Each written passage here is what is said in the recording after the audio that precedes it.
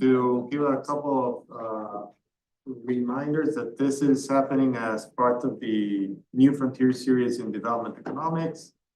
It is generously funded by the Kellogg Institute and the Econ Department. Thank you for joining us today. Today to me is a very special occasion. We are welcoming Lori Beaman, who is the Green Family Professor in Economics at Northwestern University. We're delighted for you to join us. She is a leading voice in development economics, as some of our PhD students already know. The focus on the study of social networks in the labor market and agriculture, as well as women's economic and social mobility. She is a co-chair of J-PAL's gender sector, as well as the Gender and Economic Agency Initiative. She's a research fellow at the NBER, BRED, IPA, and CEPR, which is rather impressive. Are there any alphabets left? She has accomplished a lot in her research career. She has published in 4 out of the 5 coveted top 5 journals. You're like rubbing it in that I didn't get that. Just one left. From my perspective, this is just like this looks next to impossible. It's a good framing of like half empty, half full action. She has also published that the top journals in development economics, including the Journal of Development Economics and Economic Development and Cultural Change, as well as the top interdisciplinary journal, Science.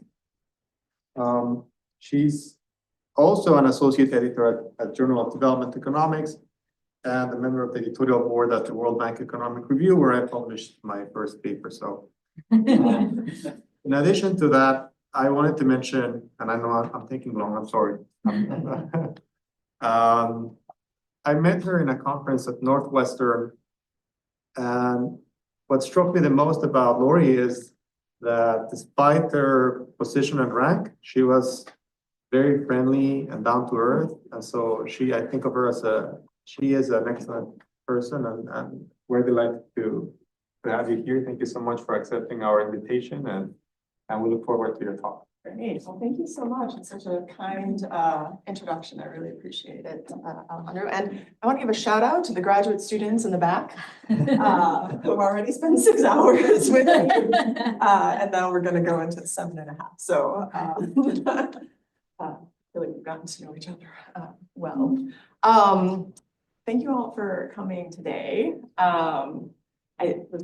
So Trev Allen was just here, who's my former colleague, and I just described him. I was like, oh, what am I presenting? I was like, this is my personal growth presentation, in the sense that, normally I do RCTs or things related to causal evidence, and I use sort of the excuse of it being an interdisciplinary audience to try to focus more on some like descriptive work, and part of it is sort of this is going to be my thinking how hard it is to collect high quality data when you don't have the benefit of being able to difference out treatment and control differences. So getting like the level right of things to measure, I found to be surprisingly hard and intellectually challenging for the first part of what I'm going to present. And I'm sort of blending some results on 2 different projects. And I'll highlight a little bit of work on this sort of relatively new research agenda of mine on sexual harassment in India, focused on public spaces, which include, sort of like street harassment, but also harassment in the workplace, but not looking at another important topic, which would be interpersonal violence or domestic violence. So that's will be outside of the scope. So this is drawing on work with Anisha Sharma at Ashoka University, Seema Jayachandran at Princeton, and Kamini Sharma at Imperial College. And I'll try to highlight which pieces are with Anisha's with everything, and then again, it's the personal growth of how to combine projects. It's usually not an economist wheelhouse. So the first part, I'm going to focus on just a data collection initiative that we're doing in India in collaboration with JPAL South Asia, where we're trying to just get numbers on the prevalence of sexual harassment in public spaces. We're focusing on 3 cities. We've already completed data collection in Jaipur and Delhi, and then we're currently in the process of collecting data in Bangalore, which has been a very different experience than the other 2 cities. So here's just some pictures of the data collection process going on. We try to keep these surveys very short, so about 10 minutes, but also try to have women be comfortable in order to report at the same time. So I can say some details of, women would have the option of either doing the survey in Hindi or in English, and then they would have the option of how much support they would get. They had the option of doing it independently on a tablet, or most people wanted support of an enumerator as well, but try to give people options to make them feel comfortable. And I'll highlight how some of the details of how we did the survey design impacts just like the level of prevalence that we pick up in a dramatic way. So I'll give you the first key finding of the survey, and then I'll give you more information about our approach to data collection. Can I ask a question before that? Yeah, please. Who are you surveying? How do you pick your Yes, okay. respondents? So I'll jump ahead. So I think the best way that we would have done this would be using a household survey, which would be a major undertaking to make sure that it's representative in these large cities. We did not do that for sort of cost reasons. And so then I think the question is like, we want the survey to be representative of women's experiences, but what do we mean by representative? Because certainly the case is that only certain women you're going to find in public spaces regularly, and with a certain combination of whether they're out alone or with other women or with men, that's going to change the set of people that we're going to interview. So I would say like we tried to be representative of women that we find in public spaces, and you'll see the statistics are very different than like the representation of all urban women in India. So we'll try to be transparent about that. What we did first is that we did do a door-to-door survey in Jaipur and Delhi, selecting some neighborhoods to try to get women just to tell us on an average day, where do you go? And for what purpose are you doing that travel? And one striking thing, certainly from that first step, is that, a lot of women will report not going out very often and not going out very often without like their husband or an older man. We made the decision to not survey women in these public spaces who are with men, because we thought, one, the refusal rate was quite high when we were piloting, but also we thought we might not get the best open responses in that setting. So that, that definitely has that choice, because we wanted to be able to trust the data that we get, definitely has an influence then on the type of woman that we're representing in this survey and her experiences. I think a big takeaway of this work overall is that, like, you'll see, I think, okay, so on the one hand, the rates of prevalence are super high. I think for, women who have lived in India, I think many women might say that they're too low.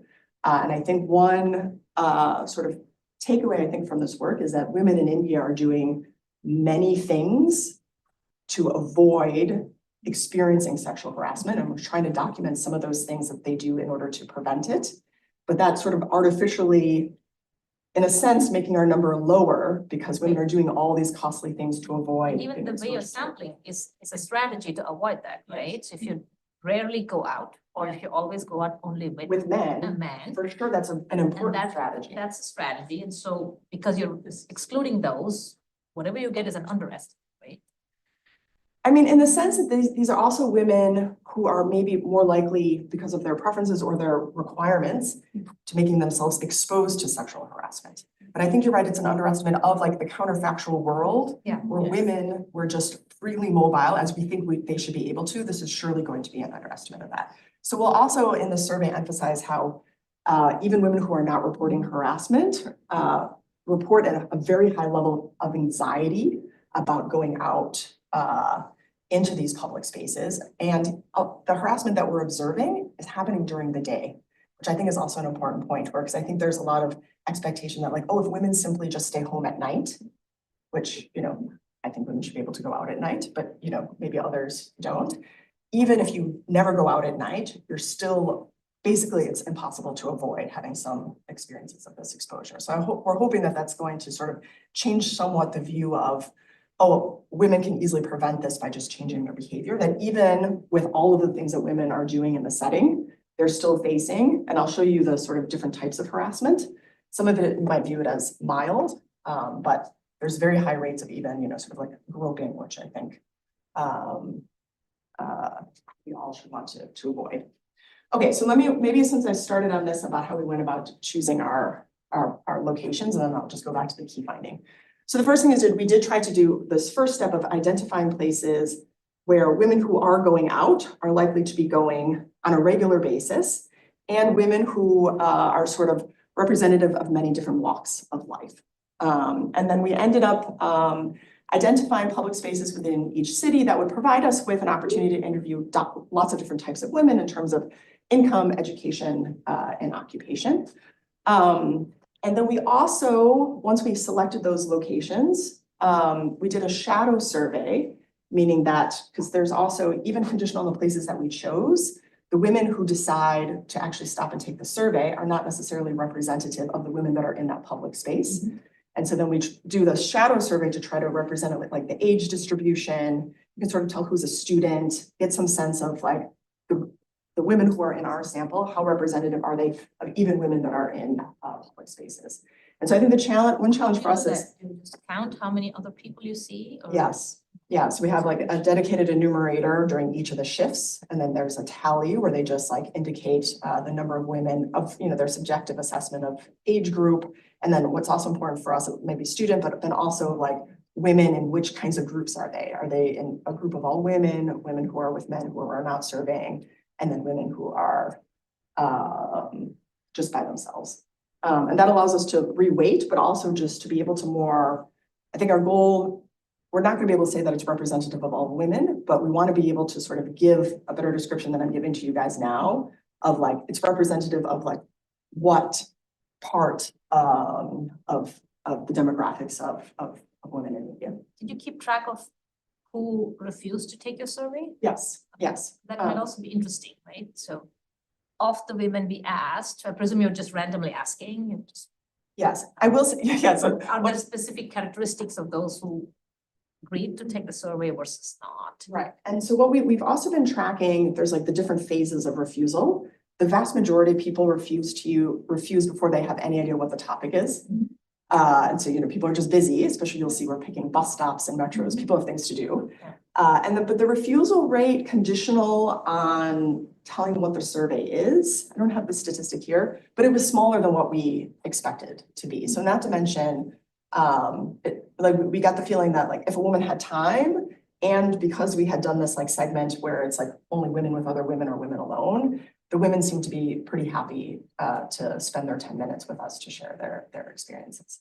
I will say one challenge that we always have is that our sample, if we don't proactively avoid students, is like overwhelming these students because they're happy. They're the ones who have time. They have time. They feel strongly about the topic, which means they're the age, the demographic group that is experiencing the most harassment. And so as of right now in Bangalore, we have told survey enumerators they can only survey one student on their entire shift to find other people. So, and then, you know, some of the numbers I'll show you is like reweighting, that we have like more students and then we're going to reweight them based on these shadow surveys about how many students should actually be in the place. And this is where, you know, the people, our team has a lot of expertise on Delhi and then the Jaipur and Bangalore, we have to rely more on our like actual survey techniques and less on the impression. You know, so we're like, oh, there's a lot of students in Delhi. We're not so sure about in Bangalore, but the shadow survey should help us. Okay, so I guess our big picture finding is in the last year, half of women in Jaipur and 2/3 of women in Delhi reported experiencing sexual harassment outside of their home. This is these are the different types of harassment that we defined for the respondents. We did have a question, is there any other type of harassment that you experienced that we did not ask you about? And we haven't gotten any like regular systematic responses because we made it clear that we didn't want to focus on interpersonal violence or violence that's happening inside the homes. So staring and cat calls are fairly common. But I think like for me, what jumps out is this like the groping number is very high. Trains and buses are very crowded. They're very crowded, yes. And I'll return to this also though about, you know, that this is probably even an underestimate because I think this is a context where it's so prevalent that often women might not even register an incident as being harassment because the prevalence is so high. We also, I didn't put any figures here, but we also asked women about what their responses were when they were experiencing these like different types of harassment. Unfortunately, basically no one said that they went to the police. Nobody goes to the police for them. Yeah, but also there also very few women actually called out for like bystander assistance. When they did, people were said that people did actually respond, but a large fraction of women in Delhi said that they would like shout or physically push back against the perpetrator, which I found at least like somewhat encouraging in this context. Elbows are very useful. What's that? What did you say? Elbows are very Yes, useful. yes. And then, you know, we also have an unfortunate, you know, the sexual assault is a much lower percentage, but I'm still highlighting it just because of the gravity of these types of events. And when we ask women what percentage of other women they think are experiencing these types of incidents in Delhi, a lot of women report a much higher rate of sexual assault, which is probably a combination of both, maybe our number is an underestimate because people might not want to report it, but also that the perception of safety, people feel very insecure. And this is going to affect women's behavior as well. Like their perception of how safe things are is going to, you know, induce them to make these very costly decisions. So in Gerger's work of going to a lower quality college within the University of Delhi system, or in our case, we see them that are just like not leaving the home to do social events or even to run chores in response to this. Okay, and then we also did some qualitative surveys as well with a fraction of our respondents. So our anonymous survey participant in Delhi saying women are not safe in any space in the city. Quick question, did you do in any of this, the qualitative work, did you talk to men at all? No, we didn't. But we're ongoing. We could easily do it in Delhi and in Bangalore, so. Do it, because I've talked to a number of men. So I was talking about how much I love the women's only subway car on the Delhi Metro.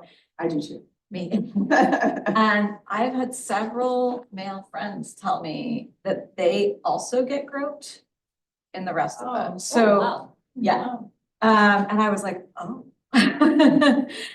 So just an interesting sort of hidden thing there. They were like, I would love to ride on the women's only car. And I was like, okay. You're like, what are you gonna do when you're in that? Like, I object. It's like very like spacious, the women's car. I thought they were talking about that, and they said, we get groped too. And I was like, whoa, okay. I see. Okay, that's interesting. Yeah. I think the other thing which also happens in these crowded public transport places, a lot of pickpocketing. Yeah. You regularly lose your phone, your wallet. Women are safer because it's harder to take it from your handbag. Yeah. But men, the pockets. Right, okay, great. And so I will. The first thing they tell you, don't ever put anything in your back pocket in Delhi. Yeah. Never carry your wallet in your back pocket. I will be able to say a little bit in the second part of the talk when I'm talking about asking workers about their preferences for anti-sexual harassment amenities. There we actually do see that like men express not as high of a preference, you know, as evaluation of those amenities in the workplace as women, but they do express a preference for them as well, which could be because they like want workplaces that are well run. But it'd be interesting to sort of add also whether or not there's some men who are feeling unsafe as well. Okay, so in Jaipur, we did bus stops that intersected at multiple lines, so sort of relatively busy. We wanted a trade-off where, you know, there were like enough people to survey, but also that if it gets too busy, nobody has time to respond. And major street markets. So our team calls them flea markets, which those of you who know India will know what that means. Seema and I initially were like very confused. We were picturing like flea markets in America, but that was a fun cultural confusion moment. And then we have shifts during the morning, afternoons, and evenings. And then in the initial phases of each of the surveys, we very carefully tracked the demographics of the people that we were getting to respond. And then we would pick sort of the different shifts in order to see if we could increase the representation. Because, you know, different types of women who are working, you're more likely to be capturing in the morning, but women who are out in chores, you're more likely to capture in the afternoon. Okay, and so this is in Jaipur, this was the like broad demographics to kind of speak to Lakshmi's question. And I think so 50% of women were in the age group between 20 and 25. That's not the like overall. Oh, I should also say, we didn't even survey women over 40. But you know, Seema and I are certainly in that category. So we bristled slightly, but we're not a target of this survey. But so, and then I think the thing to definitely note is that we have 45% of women who are employed outside of the home. This is far above the women's labor force participation rate. That's the function of the age section. Which is age, but then also the fact that they're in public spaces. That's right. And so this is where the like getting the right language to say what our target sample is important and something that we're still working on. We're trying to be transparent, especially if we're going to talk to like the media. That's going to be a particularly important challenge. And then in Delhi, the numbers are a little bit different, but again, it's still the same picture that this is like, especially in Delhi, the women's labor force participation is even lower. But we're getting 48% who are employed outside of the home, and 42% are between 26 and 30. So how do we ask about sexual harassment? I'm going to show you that changing the way that we did the like main set of questions changed what those prevalence rates were. What I already, the big number that I showed you at the start is using our preferred version and actually scaling up the numbers in Jaipur. But there's an extensive literature highlighting that if you don't define what sexual harassment is, you can get very different responses. And then even if you define it, there's an important cognitive process where women are first deciding whether or not they labeled an experience as being harassment, and then a second decision on whether they are choosing to report it in the survey. Okay, so yeah. Does this make international comparisons difficult because of different perceptions? Not even definition, even if the definition is the same. Oh, for sure, yes. The registration process. Yes, I think so. And that, and for example, so when it comes to the percentage of women that report harassment in the workplace, it's lower in this context than it is in like Sweden, which seems surprising. I do think that's probably a combination maybe of the differences in the like labeling and reporting, like what the same behavior might be perceived as normal versus being harassment in these different contexts. I also think it probably speaks to the fact that so few women are actually working and they're choosing to work. I'll show you a little bit of suggestive evidence. They're choosing to work in workplaces that they perceive as being safe. And so that like, if we were to like get a lot more women working, unfortunately, I would expect that even the percent of harassment would probably go up. Would be this, sorry, the same question across ethnic lines or age, anything that essentially makes that second step you were saying. Is this? Oh, yeah. Yeah, no, yeah. So, yeah, so we did try to have some, so we will see if I'm focusing here on harassment in the last year. If you ask, we also asked, have you ever been sexually harassed? And you actually see that older women report lower rates of being harassed over their lifetime, which is surprising. I'll show you evidence that like many people in Delhi think that harassment has increased over time. So I think that part of that is true, but I also suspect that part of it is that what is like viewed as harassment is systematically different for the younger cohort than for older women. Memory, right? And memory, no, and like cognitively, like why would we focus on these negative Right, experiences? make sure to remember that. Yes, especially when, you know, it's not perceived at the time as being something that we should be focusing on. So I'm focusing here on the last year, but I think there's certainly going to be differences. And even though we try, you know, in the way that we described it, we tried to be very explicit to get common knowledge about what is harassment, but I think still like in the moment, if you labeled it as harassment, irrespective if I tell you 30 years later that was harassment, there's probably a different cognitive process. Yeah, so these are like highlighting the, when you need to get the number right, because normally I was like, oh, treatment control comparisons, that all drops out because I'm going to compare 30-year-old across treatment and control. These details become more important for these numbers. Okay, so we started off, so in Jaipur, this is the way that we collected the data, and then we end up doing, this is version 1, we end up doing 10% of the sample randomly in Delhi in this version for comparison. So it says, I'm now going to ask you some questions about your experience of sexual harassment in Delhi. Non-physical forms include catcalls, singing suggestive songs, or making sexual comments about a person's body or appearance, sexually suggestive staring and stalking. And then, have you experienced any of these non-physical forms of harassment in public spaces? And then we define what we mean by public spaces. And then if they say yes to any of those, then we'll ask about each of the individual ones. And then we ask, and then we move to physical forms of harassment, which we said non-consensual physical contact, like grabbing, pinching, slapping, or rubbing against another person in a sexual way, demanding sexual favors, or exposing one's sex organs. And then we say, did you experience any of these, yes or no? And then we ask about the individual ones. The second version says, I'm now going to ask some questions about your experiences in public spaces during your lifetime in Delhi. Public spaces can include schools, temples, hospitals, offices, streets, colleges, markets, shops, etc. And then instead of asking any type of catch-all, we ask about every single type directly. So you have to say like no at every single type in order to be like, no, I've never experienced any type of sexual harassment. And so this is in Delhi. This is the percent of women who were harassed in the last year across any of these different types. Version 1, we get 51%, and version 2, it goes up to 64%. Why do you think that is? Because you have the same categories. The exact same categories. So like the earlier literature from psychology was like, you have to define it, which we were like, duh. But even this like. Yeah, but because the variation in the question is quite small, right? You're asking them 3 and 3, Yeah. and here you're asking 1, 2, 3, 4, 5, 6. Yeah. So I'm You're just curious. having to like focus on each one, right? And if Right. a list, like, just in terms of attention, So is it just cognitively. attention, cognitive processing time? I'm just curious, what's the psychological so. reason why this, because this is quite different. It's It's quite 51 different. 64%. I mean, there's quite a big gap. It It's is not big a- gap. Yeah. No, it's like a policy relevant gap. Yeah.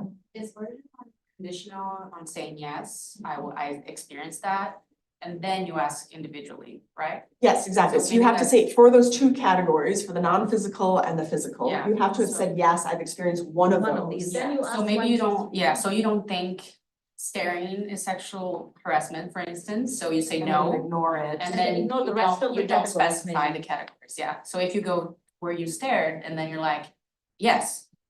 So that's, you're answering about being stared at, but then, Yeah, You even though have we to tell focus. you, yeah, I mean, it could be that even though we tell you staring is a form of harassment, because Yeah. it's in this list, Yeah. it's maybe not as salient, and then asking one by one makes you pause Yeah.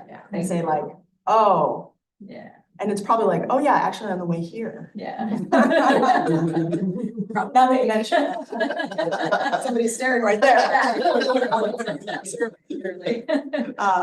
But what's also striking to me about these numbers is looking at the differences across the categories, because I would have thought like what the story that we just said, I think would have been most prominent for staring and catcalls. But the groping numbers also change quite dramatically. Which I think, this is like, it's very common in these like crowded spaces. But we also ask women for, we have like a whole bunch of like random subset of like additional questions so that we don't burden given respondent too much. And if you ask women like objectively, like is groping harassment, basically all women say yes. So it's not a question that but nevertheless, asking about groping specifically versus having it within this catch-all category of physical harassment has a very different. It's very, very interesting. It's a very important point about methodology. And this, like normally in an econ seminar, right, we wouldn't like. So this is No, like. but I think in general economists pay much less attention to measurement than we should. Yeah. Yeah, Change the methodology between years, that's a big thing. Like the census bureau. for sure. Yeah. Yeah, on these like sensitive topics. Yeah, and we have these like 2 versions. you know, it's not clear that we're, you know, maybe there's a different version that we should be asking that would get even higher prevalence rates. The sexual assault is the most, Yeah, because so, that's clearly sexual harassment, like it's the. yeah, so I'll caution about interpreting this number too much. It's just the number of people who report is so low. So low, it's very. Now, like if I had low. confidence intervals on this, these wouldn't be Yeah. different from one another. So this can just be, you know, because we're doing 10% in Delhi, we're just, you know, I think this must be like one report. So I think we probably don't really know what's happening for sexual assault. My guess is for sexual assault, everybody labels it as harassment. It's just a question, it's that second step. Am I comfortable reporting it?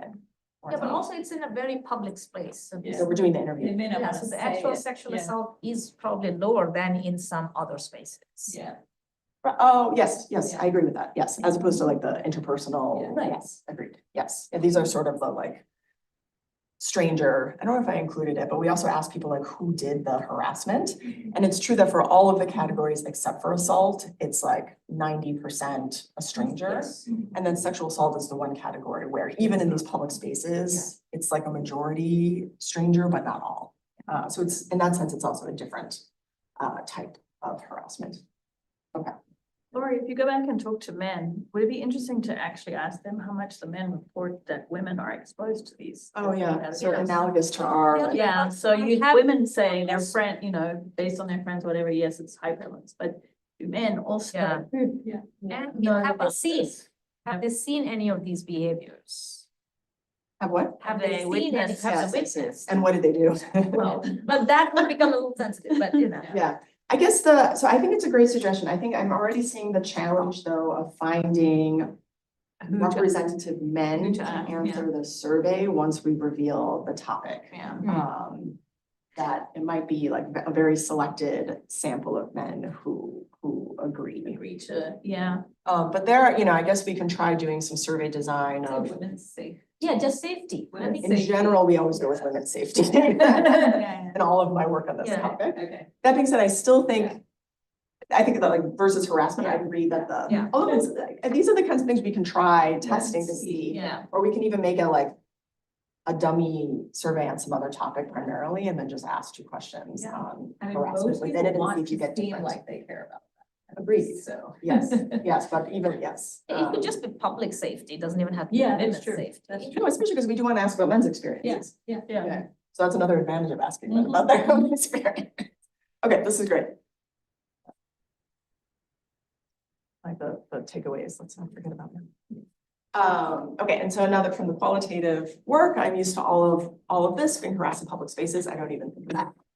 Sort of highlighting that I think that a lot of the like, the labeling step here is gonna be quite important, and that might be, maybe this is part of the difference between version 1 and version 2. I already sort of highlighted this, but you see that, you know, overwhelmingly, I think this is maybe not, yeah, I don't know, at this point, I'm not sure what I'm surprised by or not. But I think this is something that could hopefully be impactful for the discussion, and that we see overwhelming that these things are happening during the day. This is just the Delhi. This is just in Delhi, only Delhi. Okay, that sort of explains it, because there's a lot of avoidance of, a tremendous amount of avoidance at night. Yes. Yeah. Oh, you think more in Delhi than in other cities? Oh, the Yeah, first thing for you sure. hear when I moved to Delhi, first thing, like, don't go out of 8 o'clock. Yeah. Yeah. And same from Kolkata, where I would come back at midnight in the Mhm. public bus, 0 problems, Yeah, okay. absolutely 0. Yeah, so I think I'll have to look, I don't, so because it's like we've been learning by doing, I think Yeah. it might have been that we might not have asked this question in Jaipur, but we are certainly asking it in Bangalore. You'll see a giant. And the challenge with Bangalore is that we're finding is having enough enumerators who speak the many local languages that we're finding, because it's a big migrant city. So that's been our number 1 challenge in Bangalore so far. But we are expecting both differences in the levels, but then also a lot of these patterns as well. But exactly, like my takeaway of this is like, not that it's not that harassment isn't happening at night, it's that women are not going out at night to, and therefore avoiding the harassment that otherwise would have happened. But it's still saying that like, even if you avoid going out at night, you still can't avoid harassment, including, you know, things like groping, et cetera. And then this is the place where the women report experiencing harassment. With Jaipur on the left and Delhi on the right. And so certainly, you know, on the street and in public transit is the main part of the story, but you know, you're also seeing it happen in, you know, hospitals, school or college, and then also place of work. A lot of my work now always is focusing, we're doing an RCT on sexual harassment training in the workplace. So it's like slightly just, you know, I don't know, it's like, it's a small part of this problem, but I think there's, you know, sort of multiple spaces where we need to be working at the same time. Part of it is, as you said, most of these are done by strangers. Yeah. And people at your school or your place of work are not strangers. Agreed. Yeah. And so this, like, I've already shown you the sensitivity of like the reporting based on the description. It can also easily be that like in your mind, you're sort of thinking about random stranger harassment. And then the like harassment that's happening by your colleague is in a separate like sort of bucket. So we're also collecting, you know, among women working in retail shops in Delhi, we're also asking them to report their experiences of harassment. And that's more of like 20 to 25%, which could be the different sector, et cetera. But again, these numbers are hard to collect. Okay, and this is, I already mentioned, this is like the relationship with the perpetrator. So I imagine there's a literature out there on how this affects job search or education choices. Yeah, so there's a great paper by Gurjit Borko that's coming out in the AER that's showing it's a very nice setting in Delhi where because of the University of Delhi system, you sort of, you can apply and there's like different cutoffs of like the scores that you need in order to get to the different colleges. And then she knows where women are, like where they grew up. And so they're gonna live at home and then go to college. And so she can quantify vis-a-vis men, how women choose a worse college because it's in order to ensure that they have a path between their home and to the college, which minimizes the amount of harassment that they'll be experiencing. And so it's like a nice quantitative number of like the worst college that you're going to go to vis-a-vis men, because women are trying to avoid exposing themselves to harassment in transit. Yeah, it's related to this question because one thing that I hear is that the labor market participation of women in India has been falling. Yeah, And it came up a little bit, but yeah, I think in Delhi it's might still be falling. well, yeah, so the India the reclassified the the theory definition of work. explanation I mean, it's low. It's low. is low. And then we can quibble on if like, yeah, you know, the 20 versus 25%, but this like relabeling of what work is has made So, this but harder. that despite of economic growth and the explanation that I heard. And rising education levels for women. Yeah, so what the explanation that I heard was that this is because of social norms in terms of signaling your wealth.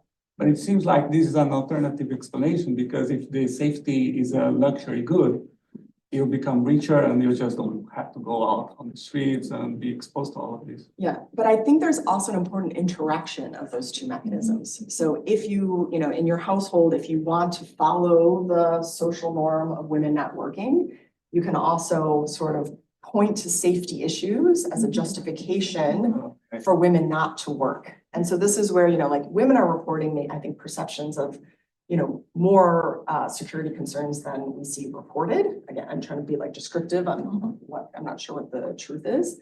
But I think that also has, you know, that's like problematic because, you know, obviously women are going to not go out in order to protect themselves, but other, you know, in the dialogue of like why women shouldn't work, it's also often used as an excuse, even I think in places that are very different from Delhi where like the safety issues are much less.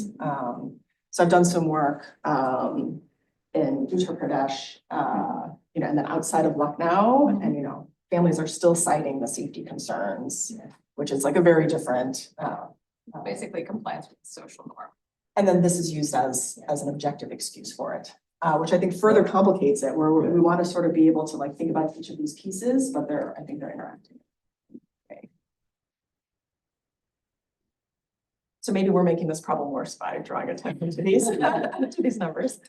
And then of these small percentage of women that reported being harassed in the workplace, it was almost, you know, so the vast majority of it was coming from coworkers and managers and supervisors, and far fewer for customers or clients. Keep in mind in this case, you know, women are working in all different types of jobs. Some of them just might be also exposed less to customers, et cetera. So I'm curious, as we're doing more data collection in Delhi with retail shops, what women report as the perpetrators of harassment in that context. Yeah, a lot of that kind of harassment may not be sexual harassment, but it could be just harassment, like, abuse or, the women consistently told to bring the coffee, right? Oh, I see. That's a different type of, it's not sexual harassment, but it is sort of Gender gender biased. Yes. I don't know how the current set of questions may or may not capture that type of workplace. I'm smiling because I'm discrimination or- working hard to not self-report my own personal experiences in economics. Yes. Related to that point, well, knowingly, nod our heads. Yeah, so I think that would not be captured. We were explicitly trying to say of a sexual nature, but I agree with you that this is one of like, in terms of the survey design, and this also depends very much on the like translations. And then I will say, I feel like more confident based on our team of our like Hindi translations than our Kannada translations in Bangalore, of like whether or not sexual versus gender related. So we should, I'll ask our team what they think, how clear we are on that.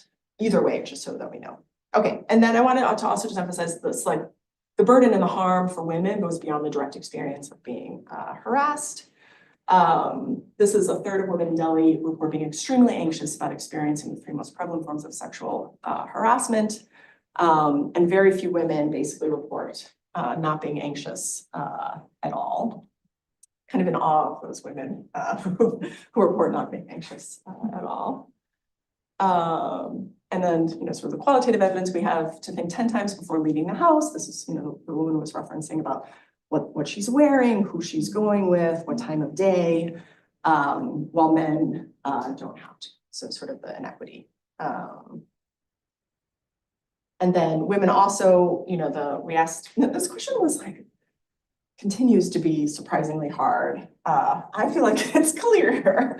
But this one, it was surprisingly hard to collect. So we wanted to capture the idea of, is like the potential of being harassed, is it affecting your decision to work?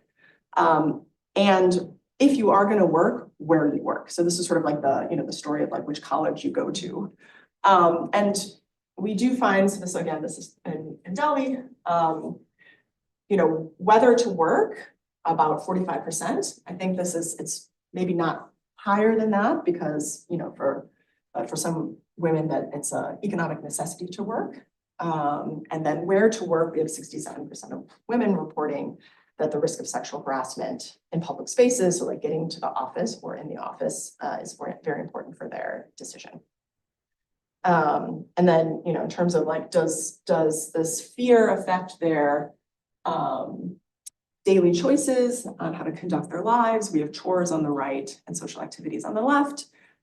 It's impacting women more for social activities than for chores, because chores you sort of have to do them. And so one of the costly things that women are doing is curtailing their social activities. And then this is indicating the percentage of women who thought whether or not harassment in public spaces was changing in the last decade. This is also just Delhi, should be on this slide. And 65% are saying that it has increased over time. Again, even though like India has been getting richer, educational levels are increasing for this problem. At least the perception is that this problem is even getting worse. That data is so interesting to me because my own perception, having spent a lot of time in Delhi over the last decade, is the opposite. Oh, then it's gone down. But a lot of that has to do with the, 2012 was when the famous gang rape happened. And so tons of attention got focused on this, and especially younger women are very attentive to it. So it's interesting because I feel more comfortable, but I'm also getting older too, so I don't know. It's like maybe I'm just not getting stared at as much. You won't. Yeah. There's a huge rate. Thanks, Lakshmi, for taking that. More than the average because you're Because of white. that. Yeah, no, it's quite something. It's quite. Yeah, and so I think it's probably a combination of, yeah, like what your lived experience is, but then also the Yeah. amount of attention, and probably also the attention, but then also probably what your conception of what harassment is has been changing over time. And so, yeah, so is this, if this was the objective measure, this would be very troubling. There is a sense of like, if it's because there's more awareness and women are willing to label this as harassment, that's like a positive first step for addressing the problem. That's something, so I've never been there, so when you go to those, yeah. When you go to those public spaces, what is the proportion of women in the bus areas? Oh, shoot, we should add that from the shadow survey. It's pretty low. I don't know if I can give you a quantitative number. Because this can create like a bad equilibrium in which women, when you have a larger share of women, they can help protect each other, they're be more attentive. If you have such a small share of women, you don't go, but that it reinforces that equilibrium. There is a huge component of victim blaming, Yeah. right? So the first, if you ever go to the police to report an incident that happened, the first question is like, what were you doing there? What were you wearing? Yeah. And second is, what were you wearing? It's like, why do you care what I was doing there? The fact that something bad happened to me is not my fault because I was there. But because, and I agree with you that this can become a vicious cycle. Yeah, Very few women go out, then obviously the women who do go out are minority and And then they are outliers. So, subject to the big wire. Yeah. In our qualitative work, we had a number of women, like, we were sort of following up on this, like, oh, what is your response? And then, in the quantitative survey, a lot of the women will either like shout back or push back. And then in the qualitative work, it'll be like, oh yeah, then a lot of if there are other women around, they also join me in yelling at the perpetrator. And so that highlights that if there aren't those other women around, you can't have that sort of collective. One thing that happened in Brazil, I know that the World Bank was working on a project where they had the buses, the trains only for women, but one of the unintended consequences if there were any woman in the male bus, Like, why are you here? she would be super stigmatized, and they were concerned about that. But in Brazil, the share of women is larger, so I was wondering how that is in it. So. Yeah. So I think this is very highly relevant work. And I think its relevance extends beyond that of gender. What I'm thinking about is discrimination as well. It seems to me after, spending 10 to 15 years in a country or a set of countries, because I also was in the UK, where I'm part of a minority, that this type of behavior would also occur for someone like me in a minority setting, meaning if you ask me to recall after this presentation, maybe, I've been stared at quite a lot. I haven't been groped, but I've been stared at, probably shouted at, attacked. But I was wondering that sort of the psychology of the violence that occurs, meaning in the case of gender violence and women, it seems to me it would be very hard to derive any sort of sexual pleasure from this activity. So I would be more inclined to categorize it as violent, rather than anything else. So I wondered if you could talk a little bit more about, like this form, the psychology of this form of violence, as to what gives rise to it, or what is it that people either consciously or subconsciously have in mind when they do this. Not that far in my personal growth. No, I think it's a great question. I mean, I think like from, sort of broad reading on the topic, I think that, that this is about power, and then it's not about sex.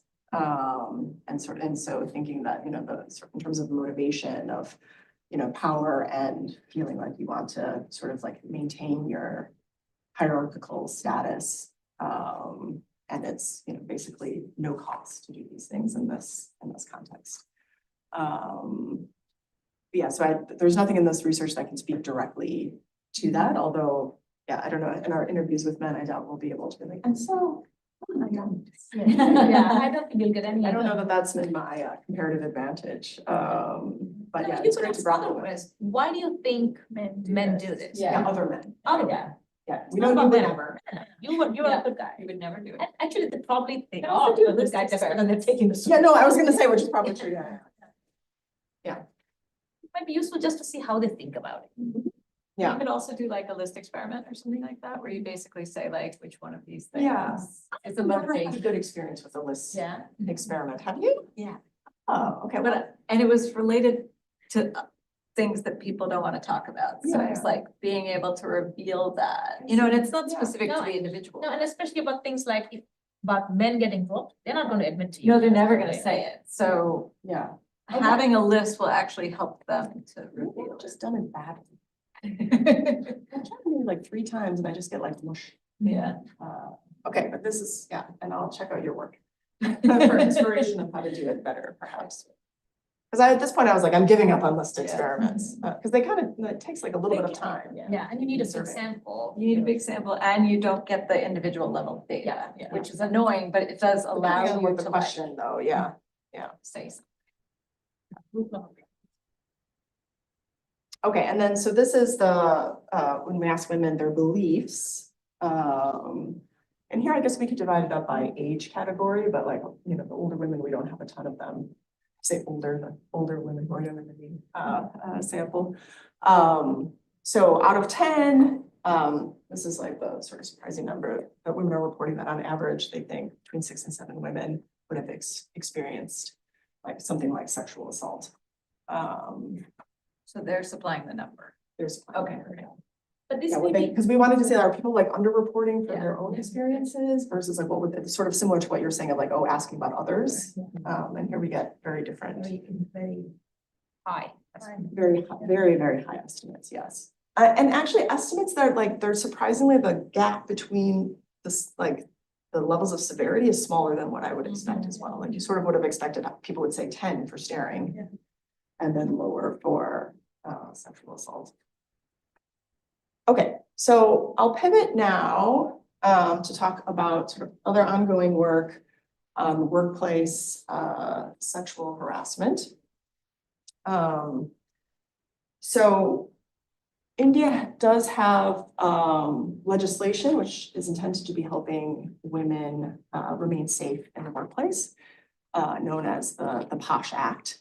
And the POSH Act is covering many different types of workplaces, including NGOs, educational institutions, public and private institutions, and big and small workplaces.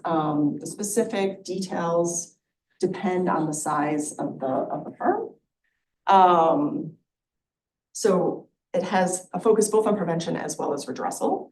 For prevention, firms are supposed to be doing regular sexual harassment training for all employees.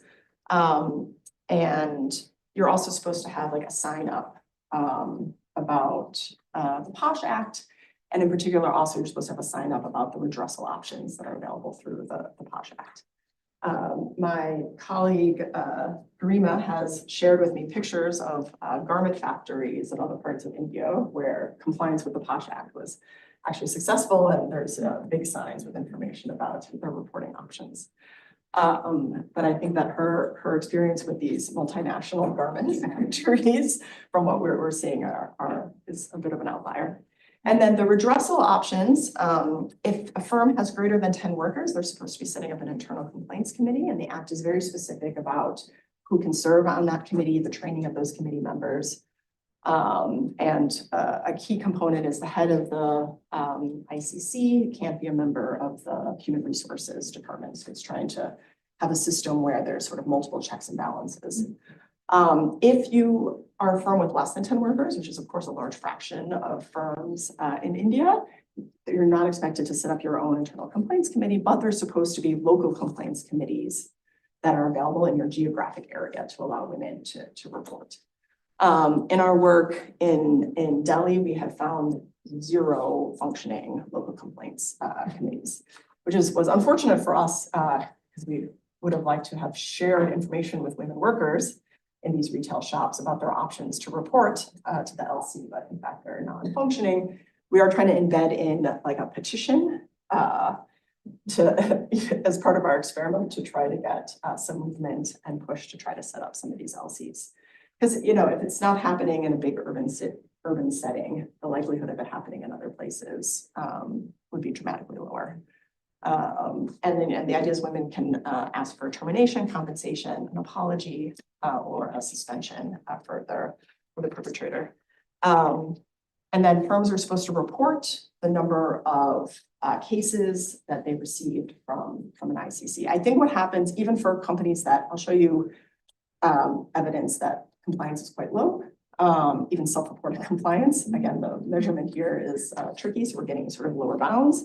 I think what happens is usually the ICC is only created once they actually have a report.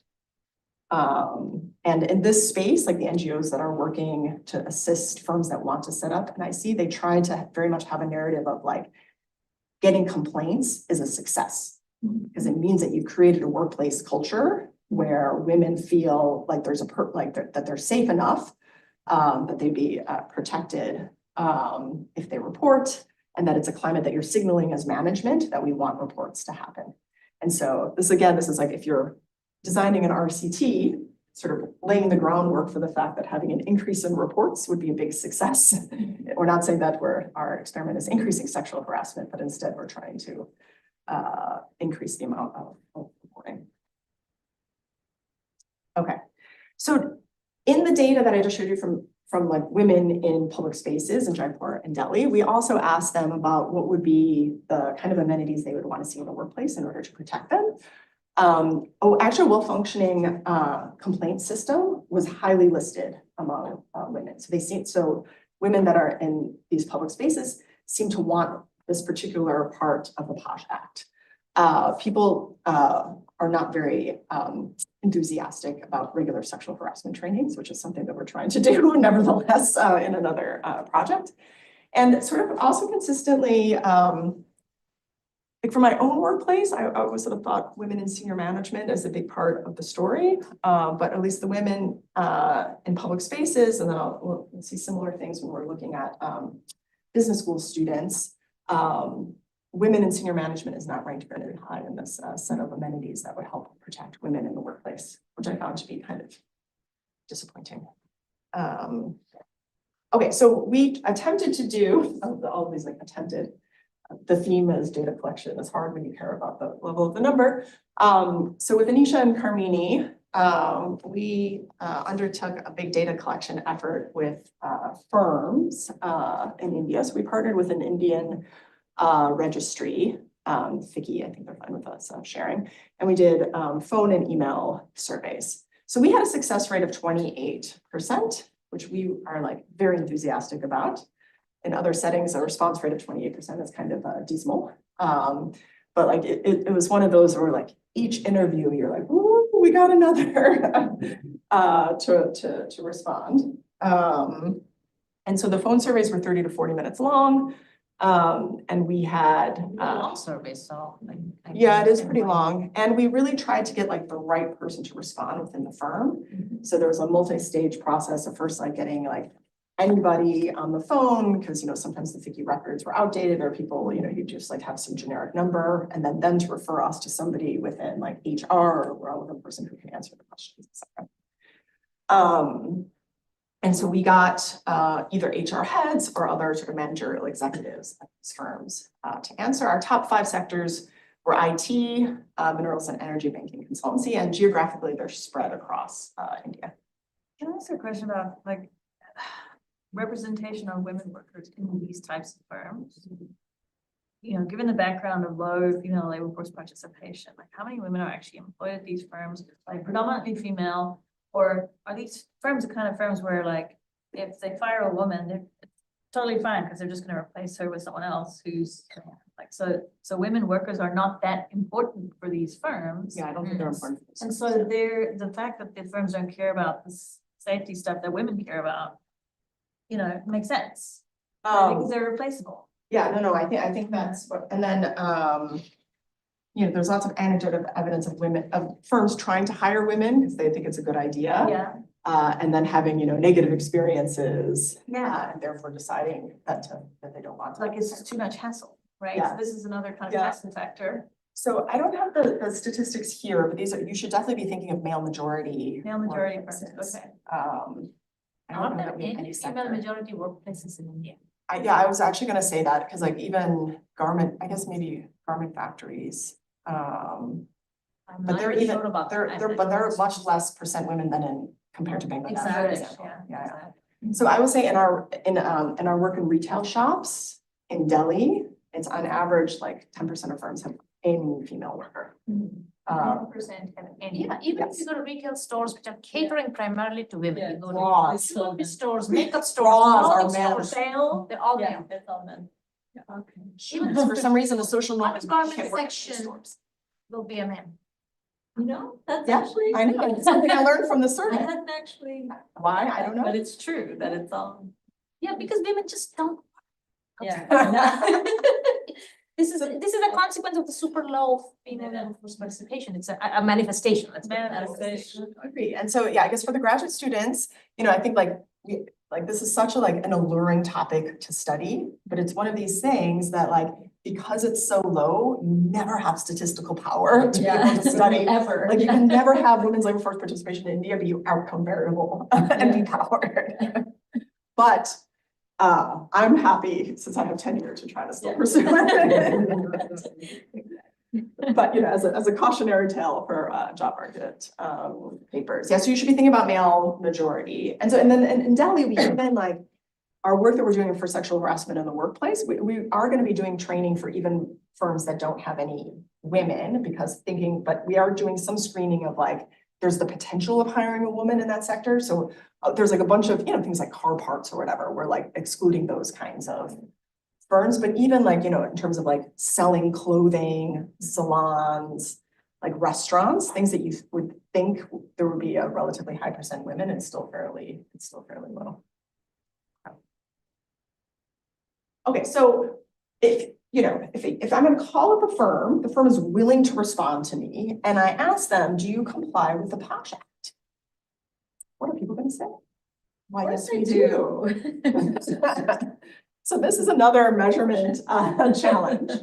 And so what we tried to do, this is one example where we said, could you please tell us which of the following steps are mandatory for firms that are part of the POSH Act? So we try to avoid the things that are ambiguous. For example, like depending on the size of the firm. In our survey, we're not picking up firms that have less than 10 people, but we do have a wide variety of, like there's a bunch of like startups, for example, that are in this sample. Very small mom and pop shops would not be a member of FICCI, and so they're not in this sample frame. But so what we try to do is that we've tried to throw in things that would be socially desirable to do, but are not part of the POSH Act. So we have, you must form an ICC, which is an example here would be yes. You have to advertise through posters the names and the contact information about members of the IC committee. You must install CCTV cameras throughout the workplace. That one is not a requirement of the Act. You must provide safe transportation to and from work post 8 p.m. That's also not part of the Act. But there's a lot of focus on in the public discussion about transport. And you must organize training sessions against sexual harassment. So that was like our attempt to try to like recognize that there's gonna be a lot of social desirability bias. And then we also, I'll show you the results for like, if they say like, yes, we have an ICC, we will ask them, can you tell us the name of the head of the ICC? Often people can't tell you the name. And then also the head of the ICC has to be a woman, and then if they name a male name, we know that the possible not. So we try to sort of get some information this way on sort of true compliance. So 64% of firms didn't identify their IC chairperson correctly, 50% of firms over-identified full provisions, and 48% under-identified for full provisions of the law. So that feels to me like a little bit of like randomness, right? Mm-hmm. That like, they don't really know very much about the law at all, and they're sort of guessing. And then we also asked, we provided, part of the reason why it was 30 to 40 minutes is that we had a number of vignettes sort of depicting a scenario and asking if they thought that it was sexual harassment or not. And getting the answer correct, is a challenge for most people in the survey. Okay, and this is just the detail of like, they got it wrong, either if it was the first or the second category. So a lot of people, and so in the male name case, it could be that they're trying to comply and then they're just doing it incorrectly. They didn't actually know. Yes, or that they're just like, they're actually not in compliance and they're just telling that they are, and so they come up with some name that's the head of their HR. We can't really differentiate between those different scenarios, even though like qualitatively they are quite different. And then this is just the self-reported, this is non-provisions. This is firms not providing the mandatory facility of these different things of the awareness training, forming an ICC, displaying the information about the IC, and then doing proper training of the members of the committee. And so this either surely, wait, am I gonna say it right? I think this is an overestimate of compliance. This is like the under, I was gonna say the wrong one. You guys know what I'm saying. But it's still, there's basically, we did this because there's a lot of anecdotes that compliance with POSH is very low, and the Indian state doesn't have the capacity, I think, or the will probably, in order to actually go through the regulation. We also, thinking about social desirability bias, we also use the measures of Marlowe-Crown. These are a series of questions where you say like, are you the type of person that always does the right thing no matter what? And if somebody says yes to a bunch of those types of questions, we designate them as somebody who has high susceptibility to social desirability bias. When you're collecting data, you want to see that there is no heterogeneity by this measure. We find a lot of heterogeneity by this dimension. So again, this is suggesting that we're surely getting some underestimates. But I think the fact that those are underestimates and we're still seeing high levels of non-compliance sort of is succeeding in our task of demonstrating that there's an issue with compliance. Okay. We also asked, I'm not going to go over here, but we also asked a lot of questions to firms about what their perception is about what other workers value. And firms seem to, I guess maybe like me, firms think that job seekers value women in senior management much more than they actually do. And they underestimate how valuable workers think a well-functioning complaints committee is. And so then the last set of results that I want to show you is our surveying. We did it with a Facebook sample, but we also did it with a bunch of students at MDI, a business school in Greater Delhi, interested of, do job seekers value these anti-sexual harassment amenities? So this is a very particular sample of, sort of elite men and women. But I think we're finding across a lot of these different types of samples of women that would actually value these anti-sexual harassment amenities that are in the POSH Act. So that the takeaway is going to be like, we need to find ways to get firms to actually comply with the POSH Act. So we did a discrete choice experiment, a conjoint design, where each potential job seeker was given a choice between two jobs that varied along 5 different dimensions. The anti-sexual harassment amenities would be regular harassment awareness training, well-functioning complaints committee, safe transportation, anonymous reporting facilities. We wanted to benchmark that based on other papers in the literature and other types of job amenities, which included job flexibility.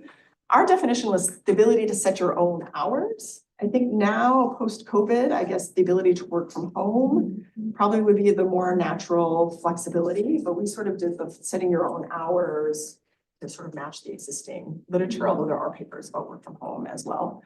And then growth opportunity. So either you had a high chance of being promoted within 1 year, 2 year, or within 4 years. And then we varied this like information about the workplace composition, a male majority or no women in senior management. Notice like we didn't have a scenario where all the women in senior management, all the senior managers were women, because we thought that would be an implausible scenario. And then variation of whether or not your peers within the organization are women or not. And then we asked job seekers to look at 11 of these scenarios and give us their choices, which I imagine at some point might have gotten a little bit more. And this is what it looks like. It's like not very great. There were other elements of this project where we had some great graphic design. This slide is not one of them. And so here, imagine that you're looking for a job and have two offers. So these are all business students. So they're either in their first year and they're actively looking for internships, or they're in their second year and they're actively looking for jobs. And you have two offers. You'll see a short description of these offers and have to choose which one would be most likely to accept. The jobs differ in 4 attributes: the monthly wage, schedule flexibility, opportunities for growth, safety amenities, and workplace composition. Other than that, they are identical to each other. And the literature for papers who use this method really emphasize that they are identical to each other. So I already have preference that we're going to find that men seem to value the anti-sexual harassment amenities. It could be that maybe that they have in their mind it's indicative of other aspects about the firm. In theory, that should not be happening because we tell them that everything else is the same about the firms. But I can't necessarily control what people think, which is probably a good thing overall. Okay, and so this is the willingness to pay estimates. Basically what you do in this literature is, so you have the variation in whether or not of what the salary is. And so then I can have a regression of like a discrete choice, which of these jobs did you choose? And then it's going to be a function of your salary and then a function of an indicator for all these other potential amenities. And then I basically just scale up what the coefficient is on the other amenities relative to what the coefficient is on the like 5% or higher or 5% lower. And that just allows me to just like interpret the coefficient in terms of a monetary number where I'm making functional form assumptions. I ask above and below the 5%, I'm making a functional form assumption that it's linear, even outside of extrapolation outside of that. So that's what the methodology is. We're following the literature. There's definitely a lot of assumptions baked into the way of doing that regression. Do you have equal numbers of male and females in your survey? There are more men, but not dramatically so. Yeah, because you can also think of NDI as like not being representative of the majority of Indian workplaces. So there's quite a few women in the sample. Yeah, because you can see overall that like the standard error bars are similar for women versus men. And so here it looks like men and women value flexibility similarly. I will say, because these are business school students, a small fraction of them are married or with children. It could very well be that, I have a preference as a woman, as a mother for flexibility in my working hours. That could be something that only presents itself sort of later in life, and in the short run, men and women might have similar preferences. Here, the way to interpret 4 years to promotion, that negative coefficient, that is like vis-a-vis, here I have the base level, is having an opportunity for promotion within 1 year. So that's why it's negative, is that you'd be delaying promotion from 1 year to 4 years in expectation. And then this is the amount of cut in the current salary you'd be willing to give up in order to increase the probability of So men really value that. And here, this is one dimension where it seems, there's some overlapping of the standard error bars, that it seems that both men and women really value promotion opportunities. It does seem that men might value it a bit more. This may also reflect that, we've talked a lot about women's low labor force participation, right? If women are less attached to the labor force, those promotion opportunities might be less important. Also, to the extent in which like there's different priors on who is a breadwinner within the family, your how much you place a priority on salary and promotion might also. I mean, since you're saying how much salary would you give up for a promotion? So it's a kind of valuation of status or That's true. something like that, rather than just the salary which comes with the promotion, right? Yeah, I mean, I guess that it's, yes, this is where like we're not explicit on what comes with the promotion. Correct, just as a promotion, Promotion, I think it's implied that it's an increase in salary. At least that's like, now that you mentioned it, I had always assumed that people would assume that there would be an increase, but those of us, we know that sometimes promotions in higher ed need not come with large salary increases. So perhaps that's a good, I assume academia is weird in that dimension. But I think the trade-off, say, a starting salary, right? They're willing to take a lower starting salary if there is If you're going to, if you're so going to progress faster. yeah, that's your own estimate too of your ability to Yeah, so we have a PhD student who's doing a lot of these kinds of data collection in India and actually really trying to get at like the specifics of like how much do you trade off your like the career ladder versus current salary. And people do seem to emphasize in his work current salary a lot. Which makes sense. And especially, I mean, but I think it's like that's like a whole other story of like why so many people are like, you know, trying for government jobs in India, and I think the current salaries are very low and. No, but it's stable. Yeah, no, but meaning like reservation wages in the private labor market are very low. And I think that's further emphasizing the desire for government jobs, even though government jobs are not as desirable as they used to be. But another topic I'm happy to chat about, but not relevant here. You will see that women value safe transportation more than men, but men are also valuing the safe transportation. Whether or not that's just because like, hey, free transportation is great, or whether it's about the like safe part of the transportation, maybe they're also experiencing some, you know, pickpocketing or like groping themselves in transportation. And again, we see though that the well-functioning complaints committee is something that people seem to be valuing, which was like ex ante to me was like not very clear. And it feels like a very administrative thing that you're unlikely to replace to actually need. And so it's interesting that we're finding across these multiple samples that complaints committee seems to be valued.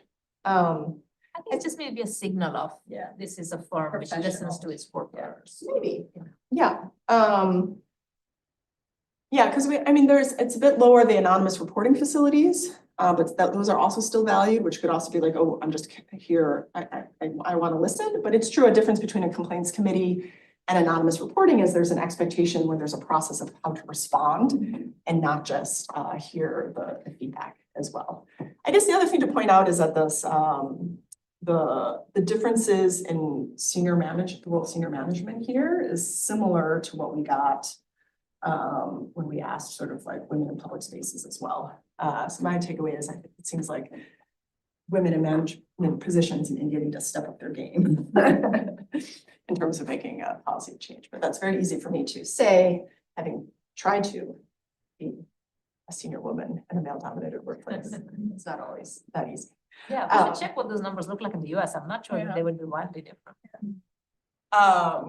So one thing that we did as robustness, which I found was interesting. So all of this relies on people, you know, so here we're also going to be very much worried about social desirability bias.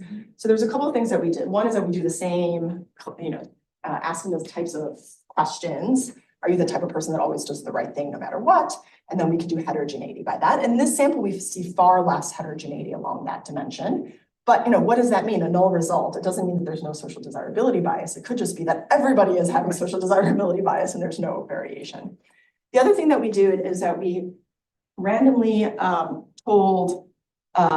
randomly put in place a fairly weak but still present incentive in order to increase reporting. So for a subset of the respondents, we told them that their choices of the different attributes was going to influence information that we were going to follow up with them. So we have the information from our FICCI survey, et cetera, about the types of amenities that different firms are offering. And then we would send them an email with the like top 5 firms that would fit with their preferences that they report. So this is sort of inspired by the incentivized resume rating methodology, which I taught to the PhD students. So this is a variant of that. And again, with the caveat of the interpretation that is not always clear, we don't see like those lines are like right on top of each other. If I do this of like with or without the incentives, that doesn't seem to change behavior. Again, either because these are all very truthful responses or they didn't care about our incentive in those differentiating those two. But those are the two things that we can try to do and to get a sense of whether social desirability. Okay, so I'm going to conclude here. This is, I'll say in the project on with the FICCI surveys, we also did 2 information interventions within the survey. So one is that we had them complete a quiz about the POSH Act. And then we've sent them this is where the graphic design element came in. We sent them a report about the information that they got wrong in order to try to increase their information, one, but also maybe highlight if they were overconfident thinking they knew everything they needed to know, highlighting that in fact, there's a lot of details that they had been missing. And then the other intervention is that we use the information about what workers reported, and we told them, like, actually job seekers value these amenities, hoping that maybe that would be a reason, since I don't think the stick is gonna work, that maybe we could provide a carrot to firms to try to provide these amenities, especially because, like, setting up an ICC is relatively low cost to do. Neither of our information interventions move the needle at all on firms' willingness to go to a webinar that we put together in partnership with the NGO Safe City, who's like a well-known NGO in this space. So again, the caveats of maybe it did move the needle on what, maybe a lot of them are going to start an internal complaints committee and they didn't think that they needed our webinar, but this was the one sort of real effort task that we had. And we don't see any differences between treatment and control. So it seems to me, I think this is like not surprising, but it seems to me that in order to make some movement on compliance with the POSH Act, it's not going to be the super easy things that we can do of just providing information, even though it seems that there's a mismatch, that there's a demand for these amenities from the job workers. So across both of these projects, I'm highlighting a problem with no solution, which is not a very satisfying way to end the talk. I will say, going back to the police, Amaral et al. Is also a very nice paper I think it was in Hyderabad, I believe, where they trained police officers and then got police officers to show up in public spaces wearing their uniform, and doing that reduced the amount of the sort of street harassment that we're documenting that's happening. So that's like one encouraging intervention, that it's possible in order to get the police involved to reduce, not to change reporting, but just their presence is like reducing the amount of behavior. But police officers who were dressed undercover didn't have that same effect. So it is about the visibility. The thing that I find particularly cautionary from that work is that the police officers' personal attitudes towards women, in particular about victim blaming, mattered a lot for the effectiveness of putting those police officers into those different hotspots. So that's where there's like, obviously there's going to be a role, not just of like easy policy of like, where do you move police officers, but either that of the selection of who becomes a police officer, or the very difficult work of doing training of police officers in order to move attitudes towards victim blaming. So, I want to thank my co-authors and our funders and our partner organizations for doing this work and the start of an agenda. Hopefully next time I'll be able to come back and tell you about the impacts of our sexual harassment training. I would just like inviting myself again. We would be happy to have you back. Is there social desirability bias? Perhaps, but thank you all for the comments, and we can implement that as we're going forward in additional data collection. Thank you.